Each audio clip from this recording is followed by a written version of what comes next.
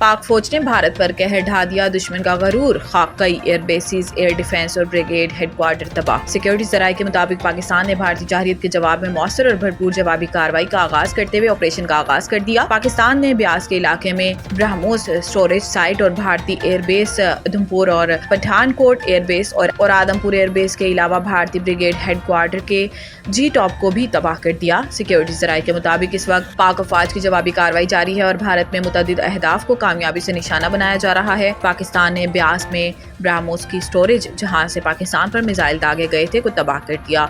Operation के नतीजे में पाकिस्तान एयरफोर्स के JF-17 थंडर के हाइपर स्विंग मिसाइलों ने आदमपुर में भारत का S-400 सिस्टम तबाह कर दिया। S-400 एयर डिफेंस सिस्टम की मालियत लगभग $1.5 बिलियन है। इसके अलावा भारतीय ब्रिगेड हेडक्वार्टर के जी टॉप को भी तबाह कर दिया गया, जबकि सप्लाई डिपो अड़ी को भी तबाह कर दिया गया। भारत ने पाकिस्तान के पास कोई चॉइस नहीं छोड़ी थी। नायब वजीर आजम और वजीर खारजा इसहाक डार ने कहा है कि पाकिस्तान ने आज की कार्रवाई भी दिफा में की। भारत ने पाकिस्तान के पास कोई चॉइस नहीं छोड़ी थी। इसहाक डार ने अपने एक बयान में कहा है कि भारतीय हमलों में हमारे 35 अफराद शहीद हुए, जबकि भारत के 80 ड्रोन्स गिराए जा चुके हैं। इन्होंने कहा कि भारत के मजमूम अज़ाइम जारी थे। नूर खान, शोरकोट, सक्खर एयरपोर्ट पर हमले हुए। पाकिस्तान जवाबी कार्रवाई अपने दिफा में कर रहा है। भारत जारहियत से बाज नहीं आ रहा। हमने बुनियाद मरसूस ऑपरेशन शुरू किया। इन्होंने कहा कि एक तरफ अमन की बात और दूसरी तरफ हमले, ये बगल में छुरी मुंह में राम राम वाली बात है। हमने ऑपरेशन शुरू कर दिया, फतेह हमारी होगी। इसहाक डार का कहना है कि वो बॉर्डर की खिलाफ वर्जी करेंगे तो हम दिफा का हक रखते हैं। भारत ने पाकिस्तान पर इल्जामात लगाए, अब तक कोई इल्जाम साबित नहीं हो सका।